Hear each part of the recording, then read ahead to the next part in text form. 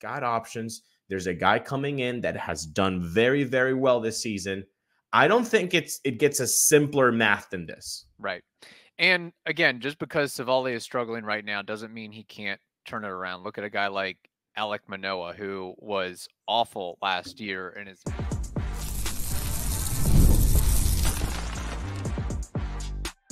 You are Locked On Rays, your daily Tampa Bay Rays podcast. Part of the Locked On Podcast Network, your team every day. Hello, my name is Kevin Weiss. I'm Ulises Sambrano. And we are the host of the Locked On Rays podcast, part of the Locked On Podcast Network. Thank you for making us your very first listen every single day. Be sure to check out and subscribe to our YouTube channel at Locked On Rays. You can also find us on X and Instagram at Locked On Rays, and email us anytime, lockedonrays@gmail.com. Well, the Tampa Bay Rays did what needed to be done in this series, and the road trip, for that matter. I think they were, 5-1 on the 5-2. 5-2. Okay, 5-2 on the road trip. Not too shabby, and then taking 2 of 3 from the Toronto Blue Jays up north, of course. We'll run through what happened on Sunday, Saturday, and Friday. Sunday, I guess we could qualify it as the dud game. There was just not much going on for the Rays, I guess, until you get to 2 outs in the bottom of the 9th inning as they lost 5-2. Yeah, I mean, it wasn't Chef Civale, it was Chef Manoah, unfortunately. Yeah, it was number 5 starter Civale this time out. The classic 5 1/3, 4 earned runs, 4 walks, 6 hits, 3 strikeouts, all that. Which, by the way, like it's now becoming more of the trend rather than the outlier. But even back to April 21st, just 2 outings where he touches 5 innings, and all of them, he has allowed at least 2 earned runs. Everything else, it's 5, 6, 7, 3, 4 runs. I mean, we have to have the conversation because replacements are coming. Yes, they are. In the forms of Shane Baz and Ryan Pepiot. Now, Shane Baz, he's coming back from a major injury. He has only 3 games started, and in those 8 innings, it hasn't been pretty, the results. He's got like a 2.1 whip and a 7.8 ERA. But again, short outings, coming back from major surgery, but those are the results there. So Shane Baz is not the immediate pressure put on this rotation. The immediate pressure on this rotation is Ryan Pepiot, who is eligible to come back in this second game against Boston coming up in this series at the Trop. So that's May 21st. That's on Tuesday. So is he going to go back? I don't know. He's had 2 bullpen sessions and 1 at Rogers Center after that. So he could potentially be back this week. And we have to have the conversation of who is sent down or whose spot does he take, Kevin. And I know the logic says Tyler Alexander, easy, who we will talk about in the 3rd segment. But if I'm with you and just like to keep it survey level here, he's the only lefty. So you're gonna just take out your only lefty in the rotation when there's a clear candidate in the rotation who is certainly not up to par so far. Right. Yeah, it was not Civale's best outing by any means. And it seemed like, look, he did some nice things with the cutter and elevated fastball, but anything that was more or less thrown in the box in the zone, it got hit. He wasn't fooling really any Blue Jays hitters. In fact, Dino Vogelbach for his career apparently has Civale's number. And it's kind of apropos that you bring up replacements, not only Civale, but Brandon Lau. He's been gone so long, I forgot his last name, how to pronounce it. Brandon Lau is expected back this week, today, I believe. And I have not checked the Twitterverse lately, but somebody's going to have to be sent down in order to activate Mr. Lau. And my thought, correct me if you disagree, is Mr. Jonathan Aranda, who was actually hustling on infield blooper in the bottom of the ninth, which ultimately led to Isaac Paredes' 2-run shot. Funny how that works. When you hustle and get on base, the guy after you may do something special. Yeah, that was nice to see. So good for Jonathan to come out and rectify that. He ran so hard his helmet came off. So something tells me, look, not a rocket scientist here, but after what transpired last week, maybe he had a little talking to, or maybe it was shown on video. Hey, anything, everything can happen. I mean, we saw earlier in the series where Vlad Guerrero drops the ball, either trying to throw the ball to first or run to first, and I can't remember who put the ball in play, but the runner was safe. Yeah, it again, what can you control? And you can always control your effort. That's number one. So yeah, you never want these things to happen, but when they do, the only thing you ask for as a fan is, okay, well, hopefully that is a learning lesson, and then it never happens again. And well, Jonathan Aranda had a chance for that to.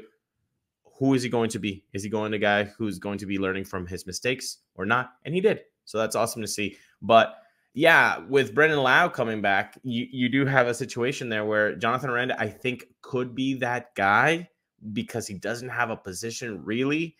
But yeah, my question is who, if not him, who else? Like, you can't send down Richie Palacios. No. I think. Look, there haven't been so many bats that have been consistent this season. Yeah, Richie Palacios is one that has been consistent the whole time. So I agree with you. I don't think and at the plate and in the dugout in the clubhouse too. Yeah. So well then again, if the clubhouse is important, I know the Twitterverse is like, get Harold Ramirez out of this team already. Can you DFA this man right now? I get it. I understand. Definitely not playing his best baseball right now. He doesn't have a glove that everybody likes, and you can stick him, in positions where he can be successful, and yet he doesn't seem to be successful in the outfield or at first. So I understand why Harold, but I don't think the Rays are just going to DFA Harold. No. It just doesn't seem like something that they would do. And a trade to come that fast, I don't think so. I think Jonathan Aranda, unfortunately, is going to be that guy that gets the axe for Brendan Lau. But really, going back to the pitching side of things, I mean, Civale's got options. I know that. Look, the Rays have one of the best front offices in all baseball, top 3, and it ain't 3. Yeah. Okay. But some trades are not going to be great. And so far, the Civale trade is not looking great. It's not like Manzardo is putting the world on fire, people. I understand that. But just because you don't have to see traits like that. Oh, the other guy is not doing so well, so we're okay. Like, no, it's still a bad trade because what you got and what you're receiving and the performance that you're getting from the player that you acquired is not optimal. And this is the case right now with Civale. Now, can it change for the future and he can become a solid rotation piece? Of course he can. Yeah. Right now he's not. So what can you do with that? You're just going to ride him out in the rotation and just allow 5 innings if you're lucky, and then 3 to 4 runs every time out there, even though he's slated number 2 in the rotation. That's not what you should do. He's got options. There's a guy coming in that has done very, very well this season. I don't think it gets a simpler math than this. Right. And again, just because Civale is struggling right now doesn't mean he can't turn it around. Look at a guy like Alek Manoah, who was awful last year and is now to his former self, where he is just absolutely rolling. He's actually the 2nd fastest Blue Jay to 400 career strikeouts, and he's got some dog in him too. He likes to yap and chatter at the opposing batters. So that it'll be interesting to watch future Blue Jays Rays series, because we already had a little whoopsie moment earlier in the season between, what was it, Enesis Cabrera and Caballero. Oh yeah, that's to begin the season. Yeah, there might be more bad blood afoot between both these organizations. But yeah, and again, it's always good to have insurance. I feel like Civale is an insurance piece if and when more arms go down, because that is an inevitable with baseball and with the Rays, as we know. So some tough work for Eric Neander and company going forward, and some moves at play here. All right, we have more to discuss. The games got better on Saturday and Friday as opposed to Sunday, which it wasn't a clunker. It was just a dud at the end of the day. Although the Rays, give them credit for not giving up with a couple outs in the 9th inning. Richie Palacio gets a hit after Paredes got that 2-run bomb. So at least it's not like they just wallowed home or anything like that. We have more to discuss, Ulises, but first we have to tell the audience something extremely important. If you enjoy talking about options and who to send down and who to bring up, well, guess what? You probably might be old enough to think about life insurance. You really are, because Policygenius can help you do exactly that. They can compare options from top companies, and their team of licensed experts, they're on hand to help you talk through it, because we don't know this stuff, right? So they are able to help you out, and they've got ways to easily compare quotes from America's top insurers. Just a few clicks and boom, you get the lowest price. So today you can check life insurance off your to-do list with Policygenius. With Policygenius, you can find life insurance policies that start at just $292 per year for $1 million of coverage. Some options offer same-day approval and avoid unnecessary medical exams. So head to policygenius.com/lockedonmlb or click the link in the description to get your free life insurance quotes and see how much you could save. That's policygenius.com/lockedonmlb. We also want to tell you about Yahoo Finance. For more than 25 years, Yahoo Finance has been the brand behind every great investor. Whether you're a seasoned investor or are looking for that extra guidance, Yahoo Finance gives you all the tools and data you need in one single place. They are the #1 finance destination, producing a holistic look at the financial news cycle, including breaking news, original editorial perspectives, analyst ratings, independent research, customizable charts, and so much more than that. So securely link your brokerage accounts for a unified view of your wealth, including 401k and other investments. A comprehensive perspective is what sets apart great investors, and it is exactly how Yahoo Finance ensures that you have the right insight to look at your wealth in its entirety. So for comprehensive financial news and analysis, visit the brand behind every great investor, yahoofinance.com, the #1 financial destination, yahoofinance.com. So good, I'll repeat it one more time. That is yahoofinance.com. All right, Ulises, getting to Saturday's contest. The Rays came from behind to pull out the W by a score of 5-4. In fact, if my recollection is correct here, the Rays were down 4-0 through 5 innings. So not bad to battle back in the final 3rd innings to pull out the victory, thanks to Ahmed Rosario, Jonny DeLuca, and others. Yeah, let's start with Ahmed Rosario, because that 2-out RBI, actually it was a single that got 2 guys in. Yeah, 2-run single. I believe it was the bases loaded with 2 outs and a splitter running way inside on him, and somehow he's able to contort his body to pull it in the outfield. He has been such a great surprise for this team. Hopefully this team is going on the upwards, but in that first month and a half, Ahmed Rosario has really been able to show that veteran leadership that you need from someone. And, we've talked about veteran leadership, I think, for the last 3 years, yes. since maybe Nelson Cruz left. And, there's a lack of it in the positional player pool. Ahmed Rosario might be that guy. It could be that he has been fantastic. So I really want to put some pedals on his name. And Jonny DeLuca, of course, the best mustache in town, yes. now has. He's got competition, though, on the Rays, because everybody is seemingly developing, building, and fostering a mustache nowadays. I'm telling you. Some better than others. I'm telling you, the mustache is the new Rayhawk. It's the Rayhawk of 2008. The mustache is that for 2024. And guess what? With that bomb, that's his second bomb, which means, Kevin, and Locked On Rays listeners know this, that means 8 homers left until we have a mustache-only app. Yes. So I don't know whether to root for DeLuca or against DeLuca to get those 10 homers. And it's interesting you bring that up because Jonny DeLuca had himself a day with that home run, but also he had an outfield assist earlier in the contest to nab Vladdy Guerrero at second. I believe that DeLuca was playing right field in that situation. But the action in the top of the 8th, it had a lot of Blue Jays fans scratching their head because it was I guess it was a 1-run game at that time because the homer gave the Rays the lead.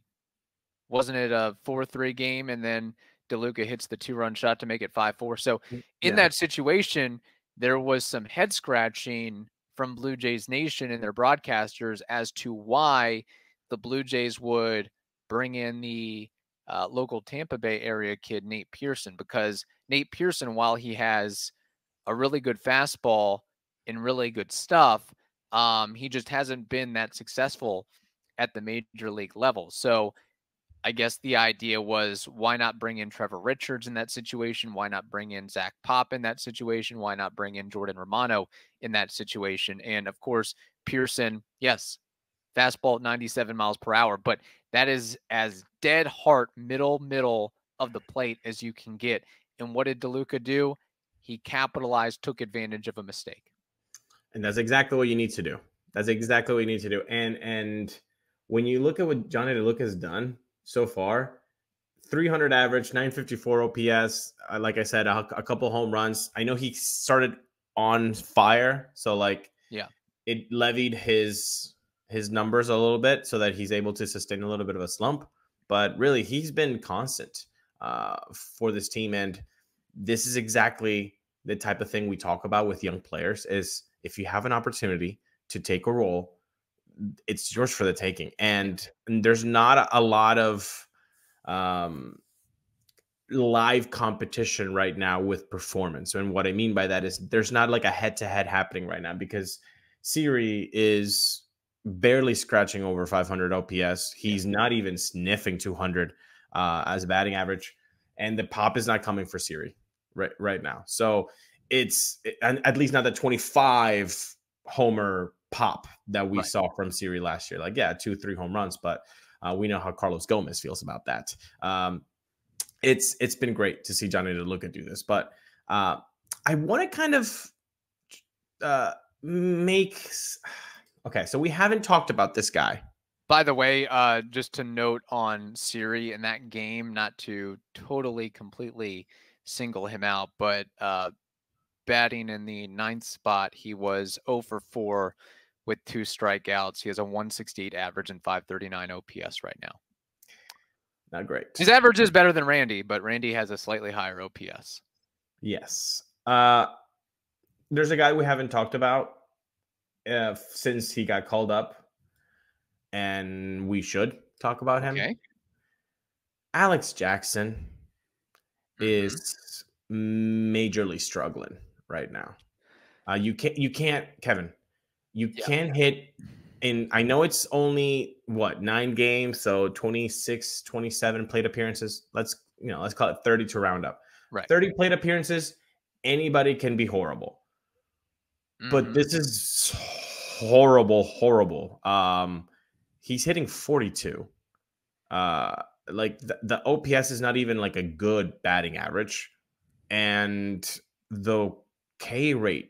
Do you want to play this game? I mean, or have you looked it up, the K rate? I have not looked up the numbers, but based on what you're saying, it's no bueno. And I guess the Rays have a backup secondary catcher problem. Yeah. Please play this game. Yeah. What is his K rate?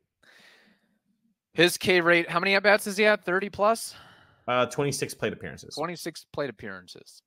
And the only thing that stands out to me is like him getting a sac fly maybe once in his time up here. Fair enough. 45%, 50%. 50% is a really good guess. Okay. 50% is a really good guess, and you're so under. 61.5%. Holy cow. 61.5%. That's not I mean, that's 16 Ks out of the 26 times that he's been there. Again, he's been at the box 26 times, and 16 of them he has struck out. That is not okay. So what's the answer? Sending him down and calling up Pinto or somebody else that's in AAA, giving somebody else a shot? Because based on those numbers and small sample size, which he has bounced around organization to organization, never established himself as a major leaguer, I think he's just going to be that quad A player for his entire career. He'll get a cup of coffee, couple years here and there, but I just don't see him as a guy that's going to establish himself on a major league roster going forward. He hasn't done enough to establish himself, but a devil's advocate here, 26 plate appearances again is nothing. Yeah. So what I think the Rays could do, should do, would do, give him more time. You know, maybe if you gave Pinto a month, give Jackson a month. If the numbers are still, you know, where they are right now, then you're going to have an issue of either putting Pinto up again, who I think has had a couple homers since being back in AAA. Bring back, not bring back, but bring up for the first time Logan Driscoll. If he's available. Or now you're talking about early June. Are there possibilities for a Christian Bethancourt type trade that could develop so that you can kind of offload some pieces that Nana Ronda could move on, a Harold Ramirez could move on, or some even bigger piece could move on for you to get something like that? No, I agree with you. I think that all options will have to be vetted out. I'm okay, I guess, with giving Jackson a little bit more time, similar to Pinto, and then making a determination and a decision from there. But it's a tough call. Rort vet, you just hope and pray that he continues to produce, because with Alex Jackson, it's not like he has the defensive profile that says, hey, he can hit whatever he wants and still maintain a spot. He's not Yachty or Molina or anything. I haven't read every press clipping, but it's not like, I mean, correct me if I'm wrong, but are pitchers raving about having him behind the plate to work? I haven't seen any quotes like that. Yeah. I haven't seen any quotes like that. So I think that the Rays are going to have to make another tough couple decisions on their hands. And I mean, if there's a silver lining out of this, it is that maybe it will bring out competition, a battle between Jackson, Pinto, Driscoll, and others. And hey, there's always options outside the organization that you can consider as well. The Rays have been semi-successful for a time of, hey, we go out and get Christian Bethancourt. We go out and get d'Arnaud. I mean, look at what he did for the organization. Yeah. I mean, I feel like Ahmed Rosario is this year's Travis d'Arnaud, where he plays that one spectacular year in a Rays organization, and then he pins it off to a 2-3 year multi-million-dollar contract beyond that. So, I'm glad you brought that up and noted that. We have more to discuss, but first, we have to tell you something else important, and that is this. Are you struggling to close deals? Business-to-business selling is tougher than ever, and that's why we want to tell you about LinkedIn Sales Navigator. LinkedIn Sales Navigator is a sales intelligence platform that helps professionals effectively prospect and engage high-value customers, drive higher revenue, and increase sales performance. Sales Navigator helps you target the right buyers, surface key signals such as job changes or which accounts you should prioritize, and shows you hidden allies so you can find those buyers that are most likely to convert. Fueled by LinkedIn's 1 billion member platform, Sales Navigator gives you the most up-to-date first-party data, enabling you to unlock conversations with the people that matter. So right now, you can try LinkedIn Sales Navigator and get a 60-day free trial at linkedin.com/lockedon. That's linkedin.com/LOCKEDON for a 60-day free trial.